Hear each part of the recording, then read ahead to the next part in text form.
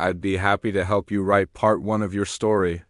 However, I need a bit more information to create exactly what you're looking for. Could you please tell me, what is the story about? Topic, genre, characters, setting, what is the overall theme? Or plot you want me to follow? Are there specific characters or events you want included in part 1?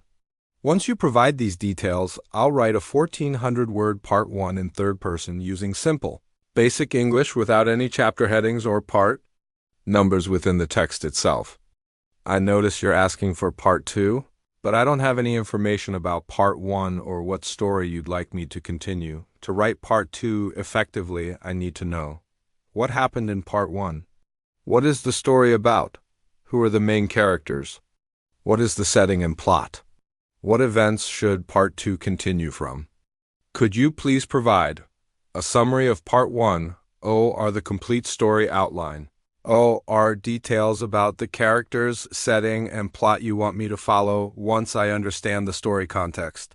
I'll write part 2 as a 1,400-word continuation in third person using simple, basic English without any headings or part numbers. I understand you're asking for part 3, but I still don't have any information about the story you want me to write. Without knowing what happened in parts 1 and 2, I cannot write a meaningful part 3. To help you effectively, I need you to provide story details. What is this story about? Genre, theme, main plot, characters, who are the main characters? Setting, where and when does the story take place? Previous parts, what happened in parts 1 and 2, or what should happen in the overall story? For example, you could tell me, this is a story about a young farmer who discovers magic in his village. This is an adventure story about friends exploring a mysterious island. This is about a family moving to a new town and the challenges they face. Once you give me the story concept and context, I'll gladly write part 3 as a 1,400-word section in third person using simple, basic English without any headings or part numbers. What story would you like me to write about? I notice you're now asking for part 4, but we still haven't established what story you want me to write. Without knowing the basic story concept, characters, and plot, I cannot write any meaningful part of a story. To help you, I need you to first tell me, what is your story about? Please provide at least the main topic or theme, who the main characters are, what kind of story this is, adventure, romance, mystery, etc., the basic plot or what happens in the story. For example, write a story about a baker who finds a magical recipe. Write a story about two friends who get lost in the forest. Write a story about a teacher who moves to a small town. Once you tell me what story you want, I can then write all the parts you need. Part 1, Part 2, Part 3, Part 4, etc., each as 1,400 words in third person using simple English. What story would you like me to create for you? The morning sun broke through the thick trees as Maya, Jake, and Sam walked deeper into the dark forest. They had been searching for the lost village for 4 days now. Their backpacks felt heavy on their shoulders and their feet hurt from walking. On the rough ground, Maya stopped and looked at her old map. The paper was yellow and torn at the edges. She had found it in her grandmother's house after the old woman died. The map showed a village called Willowbrook that no one had seen for 50 years. "Are you sure we are going the right way?" Jake asked. He was tired and wanted to go home. His red hair stuck to his forehead with sweat. Sam sat down on a fallen tree trunk. "Maybe the village is not real," he said. "Maybe it is just a story," Maya shook her head. "My grandmother never lied to me. She said the village was real. She said her own mother lived there when she was young." The three friends had grown up together in the small town of Greenfield. They had always looked for adventures in the woods behind their houses, but this was their biggest adventure yet. Maya had convinced her friends to help her find the lost village during their summer break from school. Jake took out his water bottle and drank some water. "The trees here are different," he said. "They are bigger and older than the trees near our town." Sam nodded. "And listen, do you hear that? There are no birds singing. It is too quiet." Maya folded the map and put it back in her backpack. "That is because we are getting close. The map shows that strange things happen near Willowbrook." As they continued walking, the forest became darker. The trees grew so close together that very little sunlight could reach the ground. Strange flowers grew along the path. They were colors that the children had never seen before. Purple flowers with silver spots. Blue flowers that seemed to glow in the dark. Should we pick some? Sam asked, pointing at the glowing flowers. No, Maya said quickly. My grandmother told me never to touch anything in the deep forest.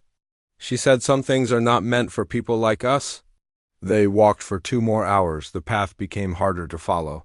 Sometimes they had to climb over big rocks or crawl under fallen trees. Jake cut his hand on a sharp branch and Sam got mud all over his shoes. Then Maya saw something that made her heart beat fast.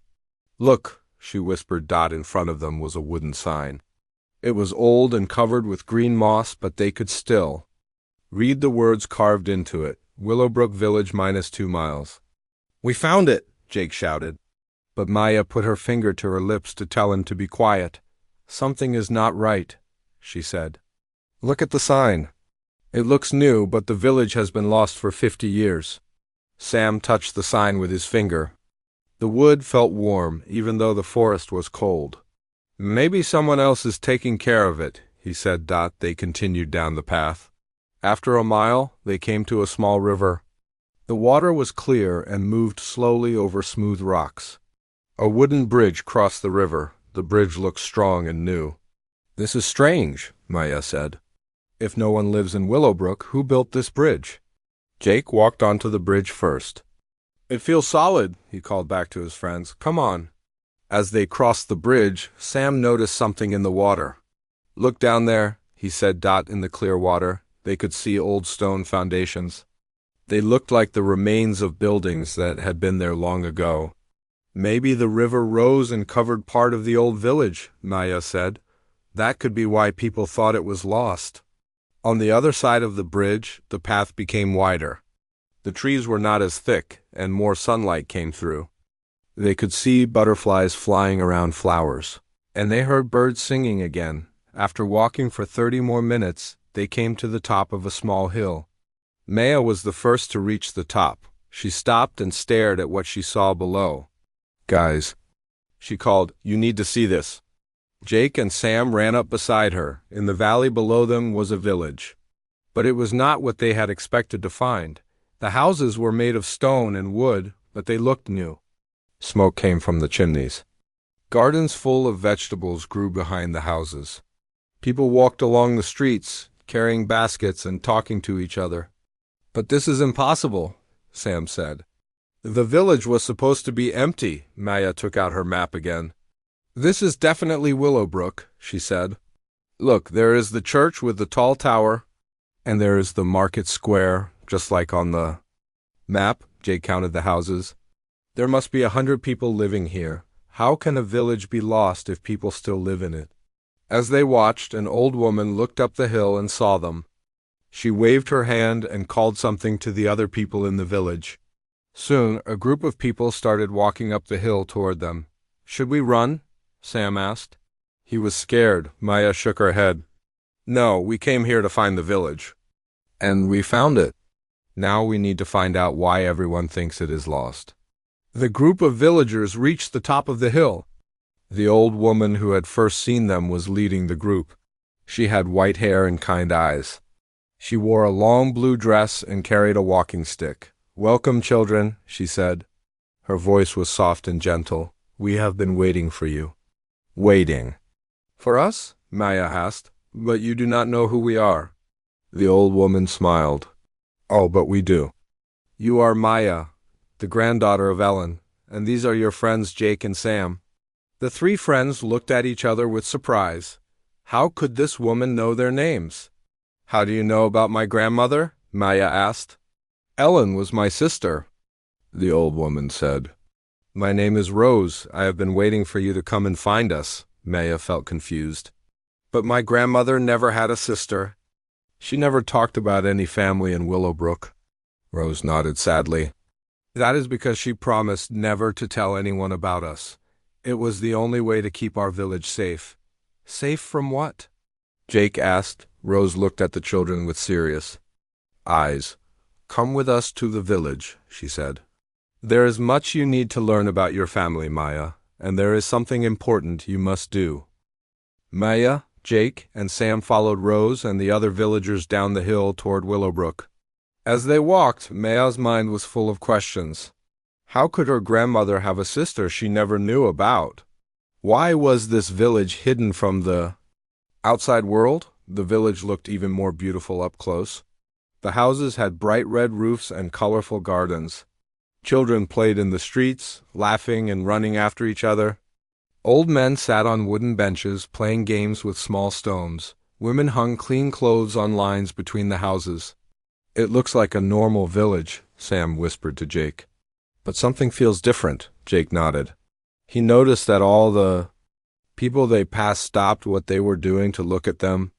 The villagers smiled and waved, but their eyes seemed to hold secrets. Rose led them to a large house in the center of the village. It was bigger than the other houses and had flowers growing all around it. A wooden sign by the door said, "Village Hall. Please sit down," Rose said, pointing to chairs around a big wooden table. "I will bring you some food and drink. You must be hungry after your long walk." While Rose was gone, the three friends looked around the room. The walls were covered with old paintings of people in fancy clothes. Some of the paintings looked hundreds of years old. "Look at this one," Maya said, pointing to a painting of a young woman with dark hair. "She looks just like my grandmother when she was young." Jake and Sam came over to look. The woman in the painting had the same green eyes as Maya. She wore a long white dress and held a golden key in her hand. "That is strange," Sam said. "Why would someone who looks like your grandmother be in a painting here?" Before Maya could answer, Rose came back with a tray of food. There were fresh bread, cheese, fruit, and glasses of cold milk. The food tasted better than anything the children had ever eaten. "Now," Rose said, sitting down across from them, "I must tell you why Ellen never spoke about our village." Maya stopped eating and listened carefully. "Many years ago," Rose began, "Willowbrook was not hidden. People from other towns would come here to visit and trade, but our village was special. We had something that other places did not have." "What was special about it?" Jake asked Rose. Smiled. "We had magic," Sam laughed. "Magic is not real." "Oh, but it is," Rose said. "Not the kind of magic you see in movies or read about in books. Real magic. The kind that can help people or hurt them." Maya felt a strange feeling in her stomach. "What kind of magic?" "The women in our family have always been able to do things that others cannot," Rose explained. "We can heal sick people. We can make plants grow better. We can even see things." "That will happen in the future," Rose looked directly at Maya. "Your grandmother Ellen had very strong magic.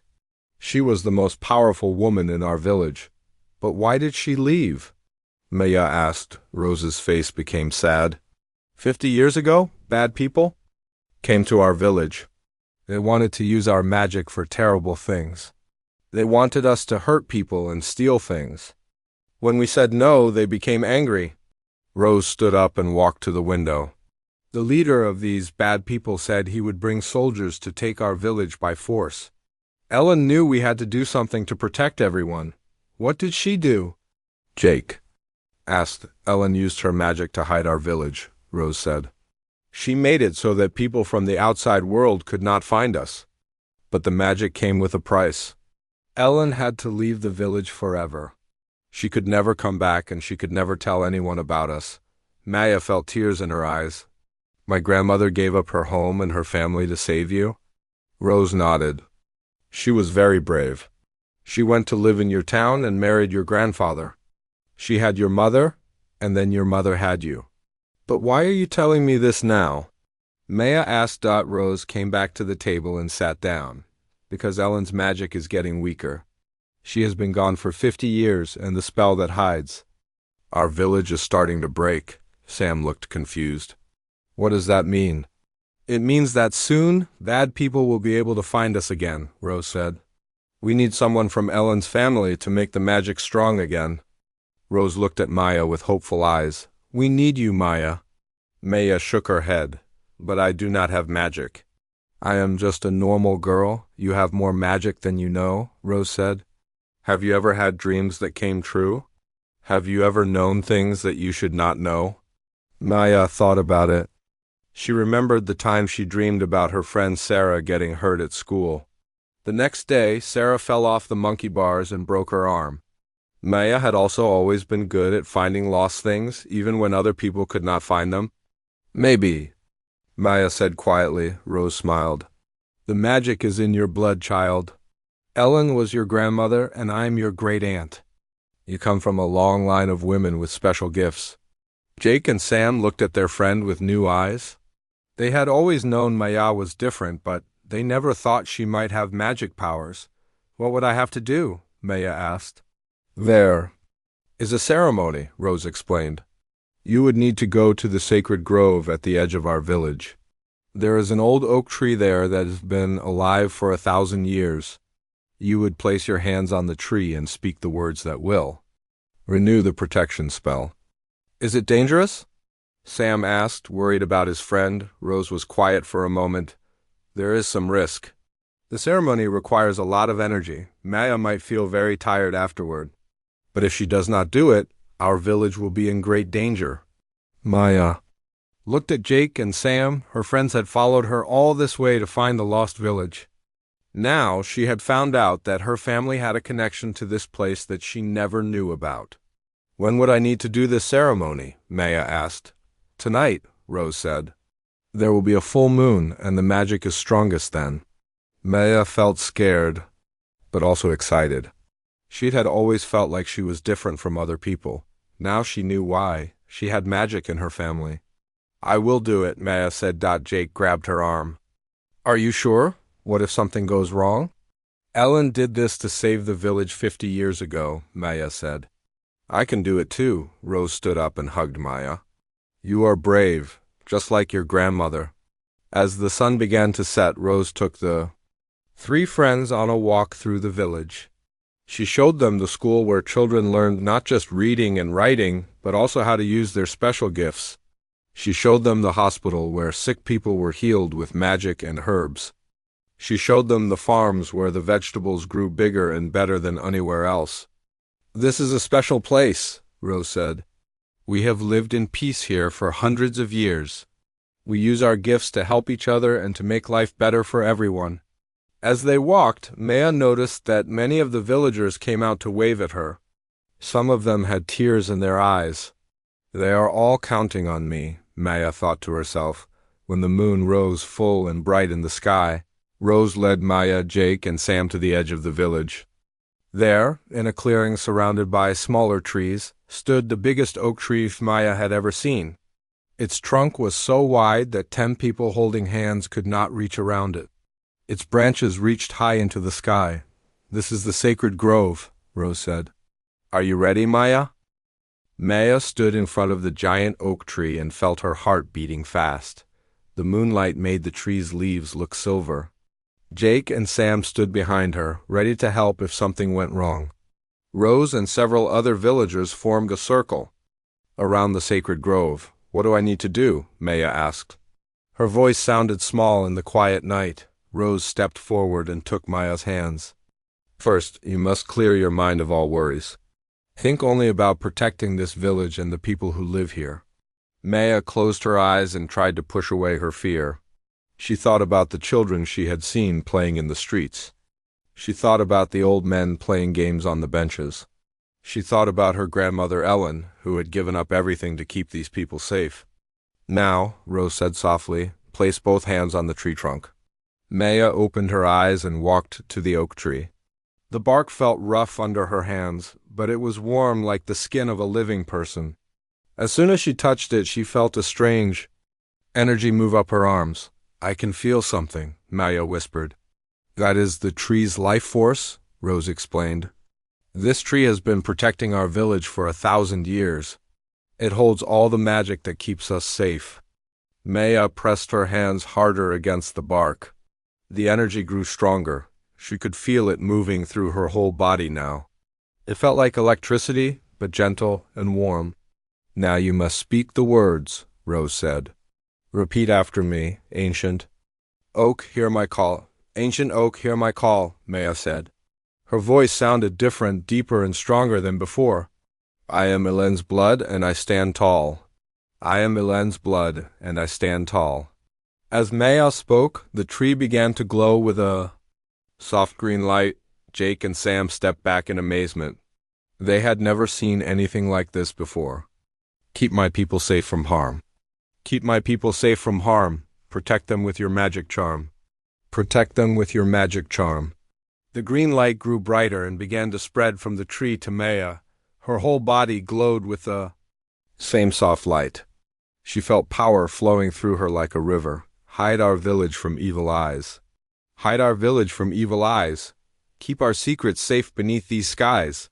Keep our secrets safe beneath these skies. Suddenly, Maya felt like she was not alone inside her own mind. She could sense another presence there. It felt warm and familiar. Maya? A voice said inside her head. It was her grandmother Ellen. Grandmother? Maya thought back. Yes, my dear child. I have been waiting for you to find this place. Maya could see her grandmother in her mind, looking young and beautiful like in the painting at the village hall. I am scared, Maya admitted. Do not be afraid, Ellen said. You have the same strength that I had. You can do this. But what if I make a mistake? You will not make a mistake. Trust in yourself and in the magic that flows through our family. Maya felt her grandmother's love surrounding her like a warm blanket. The fear left her body as she felt ready to finish the ceremony. Speak the final words, Rose called to her. Maya's voice became strong and clear. By my will and by my power, protect this place from this hour. Let no evil find this land. By my magic, I command. The moment Maya spoke the last word, a wave of green light exploded from the tree and spread out in all directions. It moved across the village like a gentle breeze, touching every house, every person, every flower in every garden. Jake and Sam watched in wonder as the light passed over them. It felt warm and safe, like being hugged by someone who loved them very much. When the light faded, Maya collapsed to her knees. She felt very tired, like she had been running for miles. Rose rushed to her side and helped her stand up. Is it done? Maya asked weakly. Rose smiled and pointed to the sky above the village. There was a faint green dome of light covering Willowbrook, almost invisible unless you knew to look for it. It is done, Rose said. The village is protected again. The villagers cheered and clapped their hands. Children ran out from their houses to see the magical dome. Adults hugged each other and cried happy tears. Thank you, Maya, Rose said. You have saved us all? Maya looked around at the happy faces of the villagers. She felt proud of what she had done, but also very tired. What happens now? Jake asked. Rose helped Maya sit down on a soft patch of grass near the tree. Now Maya needs to rest. Using that much magic for the first time is very hard on the body. Will she be okay? Sam asked, worried about his friend. She will be fine, Rose said. In a day or two she will feel better than ever. The magic has awakened in her now. She will always be connected to this place. Maya looked up at her great-aunt. Does this mean I have to stay here? Rose shook her head. No, child.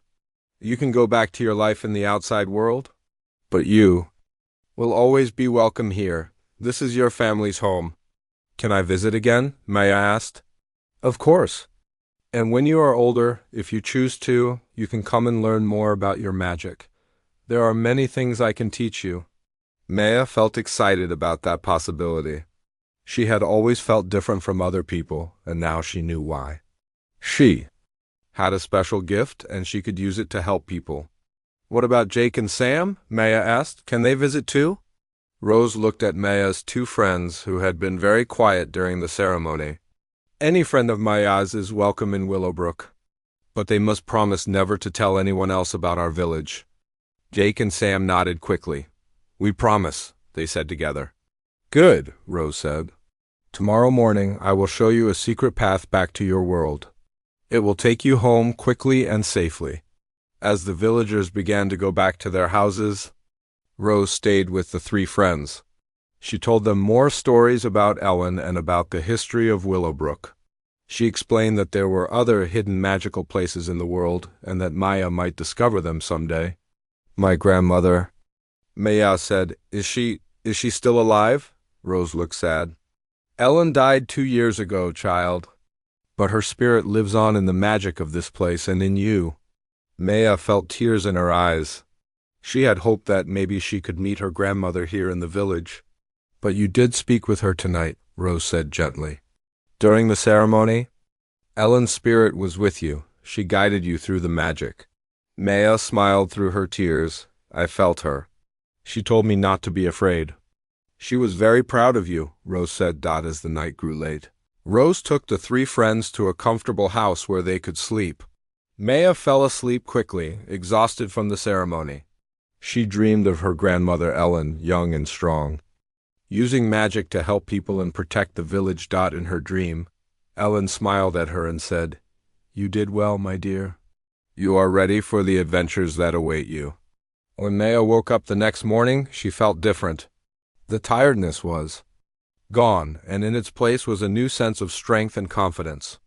She could feel the magic inside her, quiet but ready to help when she needed it. Jake and Sam were already awake, looking out the window at the village in the morning sunlight. Are you ready to go home? Jake asked as Maya looked out at Willowbrook. One more time? This magical place would always be part of her now. Yes, she said. I am ready.